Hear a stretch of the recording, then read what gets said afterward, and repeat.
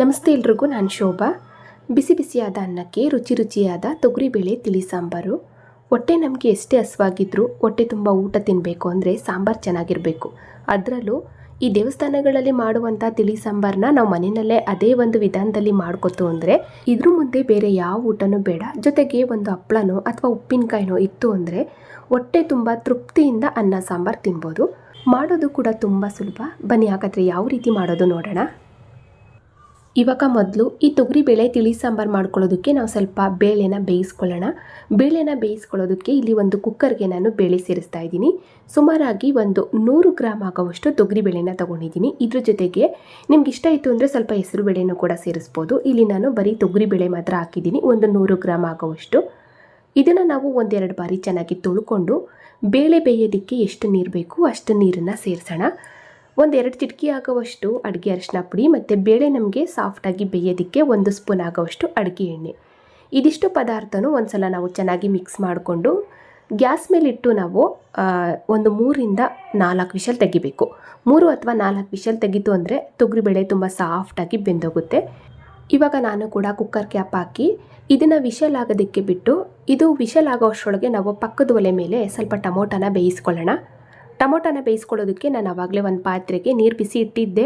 ಇವಾಗ ಟೊಮೊಟೊ ಹಾಕ್ತಾಯಿದ್ದೀನಿ, ಹೆಚ್ಚಿರೋಂಥದ್ದು 3 tomato, medium size 3 ಟೊಮೊಟೊನ ಹಾಕ್ಕೊಂಡಿದ್ದೀನಿ. 1-2 ಹಸಿಮೆಣ್ಸಿನ್ಕಾಯಿ, ಒಂದು ಸ್ವಲ್ಪ ಕರಿಬೇವಿನ ಸೊಪ್ಪು, ಹಾಗೆ ಇದಕ್ಕೆ ಸ್ವಲ್ಪ ಹುಣಸೆಹಣ್ಣು ರಸನ ಕೂಡ ಹಾಕೋಣ. ಒಂದು ಚಿಕ್ಕ ನಿಂಬೆ ಗಾತ್ರ ಹುಣಸೆಹಣ್ಣನ್ನು ಕಿವುಚಿ ರಸ ಮಾಡಿ ಇಟ್ಕೊಂಡಿದ್ದೆ, ಅದನ್ನು ಸೇರಿಸಿದ್ದೀನಿ. ಮತ್ತು ಸ್ವಲ್ಪ ರುಚಿಗೆ ಉಪ್ಪನ್ನು ಕೂಡ ಸೇರಿಸೋಣ. ಇವಾಗ ನೋಡಿ, ಇದಿಷ್ಟು ಪದಾರ್ಥನೂ ಒಂದು ಸಲ ನಾವು ಚೆನ್ನಾಗಿ ಮಿಕ್ಸ್ ಮಾಡಿಕೊಂಡು ಇದನ್ನು ನಾವು ಸ್ವಲ್ಪ ಬೇಯೋದಕ್ಕೆ ಬಿಡೋಣ. ಟೊಮೊಟೊ ಸ್ವಲ್ಪ ಸಾಫ್ಟಾಗಿ ಬೇಯಬೇಕು.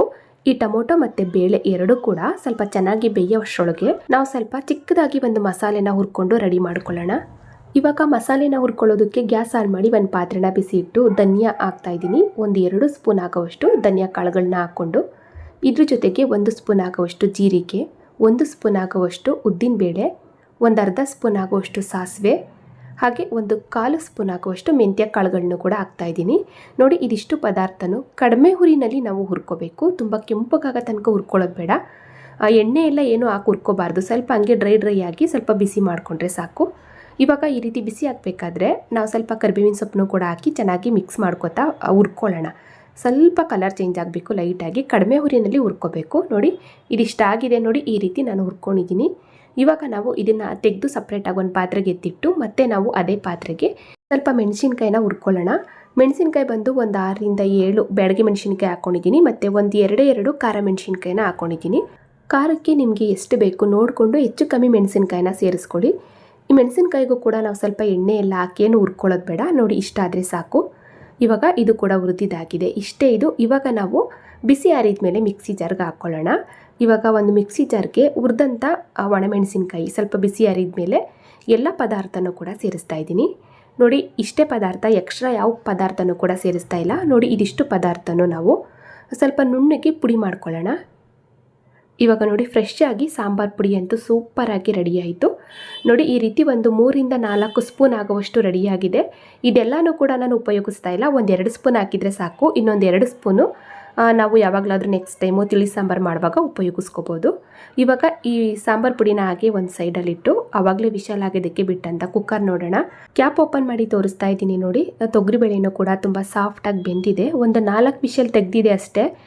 ಇವಾಗ ನಾವು ಮಸ್ಕೊಳ್ಳೋದಕ್ಕೆ ಈ ರೀತಿ ಒಂದು ಮಸಿಯ ಕೋಲ್ ಇತ್ತು ಅಂದರೆ ನೀವು ಹಂಗೆ ಗ್ಯಾಸ್ ಮೇಲೇ 1-2 ನಿಮಿಷ ಚೆನ್ನಾಗಿ ಮಸ್ಕೊಂಬಿಡಿ. ಬೇಳೆ ತುಂಬ ಸಾಫ್ಟಾಗಿ ಬೆಂದಿರುತ್ತೆ. ನೋಡಿ, ಹಂಗೆ ಗ್ಯಾಸ್ ಮೇಲೇ ಇಟ್ಟು 1-2 ನಿಮಿಷ ಮಸ್ಕೊಂಡ್ರೆ ಆಯಿತು. ನೋಡಿ, ಈ ರೀತಿ ನಾನು ಮಸ್ಕೊಂಡು ರೆಡಿ ಮಾಡ್ಕೊಂಡಿದ್ದೀನಿ. ಈ ರೀತಿ ನಾವು ಬೇಳೆನ ಸ್ವಲ್ಪ ಸಪ್ರೇಟಾಗಿ ಬೇಯಿಸಿ ಮಸ್ಕೊಂಡು ಇಟ್ಕೊಂಡ್ರೆ ಆಯಿತು. ಇವಾಗ ನೋಡಿ, ಇಷ್ಟೇ ಇದು. ಇವಾಗ ನಾವು ಇದನ್ನು ಹಾಗೆ ಒಂದು ಸೈಡಲ್ಲಿಟ್ಟು ಆವಾಗಲೇ ಬೇಯೋದಕ್ಕೆ ಬಿಟ್ಟಂಥ ಟೊಮೊಟೊನ ನೋಡೋಣ.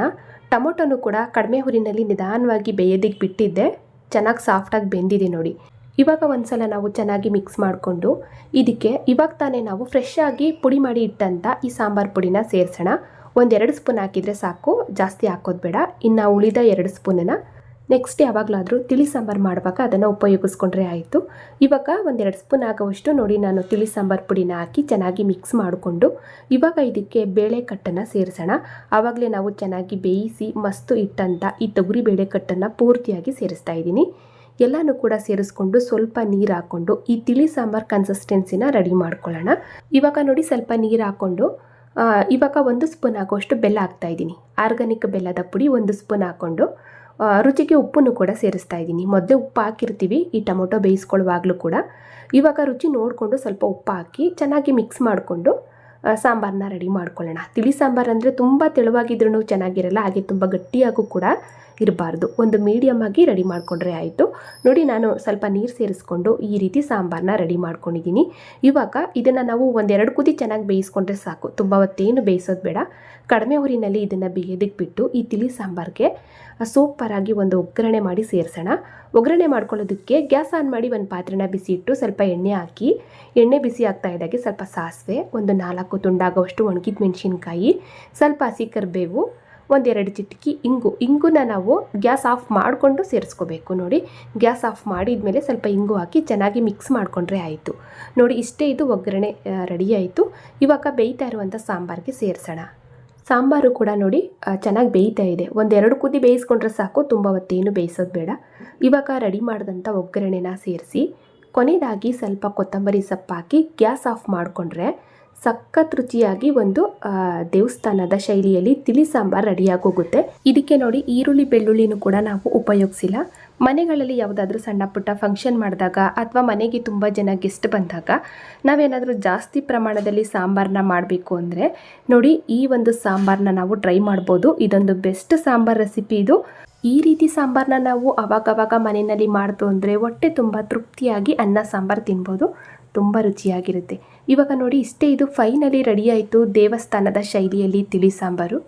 ನೋಡಿದ್ರಲ್ಲ ಫ್ರೆಂಡ್ಸ್, ಇವತ್ತಿನ ಈ ಸಿಂಪಲ್ ಆದ ಮತ್ತು ಅಷ್ಟೇ ರುಚಿಯಾದ ಒಂದು ತಿಳಿ ಸಾಂಬಾರು ರೆಸಿಪಿ ನಿಮಗೆ ಎಲ್ರಿಗೂ ಇಷ್ಟ ಆಯಿತು ಅನ್ಕೋತೀನಿ. ಇಷ್ಟ ಆದರೆ ಲೈಕ್ ಮಾಡಿ, ಶೇರ್ ಮಾಡಿ. ಹಾಗೆ ಇದೇ ರೀತಿ ಇನ್ನಷ್ಟು ಈಜಿ ರೆಸಿಪಿಗಳಿಗಾಗಿ ನೋಡಿ ತಿಳಿ ಮಾಡಿ ಕಲಿ ಚಾನಲ್ನ ಸಬ್ಸ್ಕ್ರೈಬ್ ಮಾಡ್ಕೊಳ್ಳಿ. ಹಾಗೆ ಬೆಲ್ ಬಟನ್ನು ಕೂಡ ಕ್ಲಿಕ್ ಮಾಡಿ. Thank you for watching.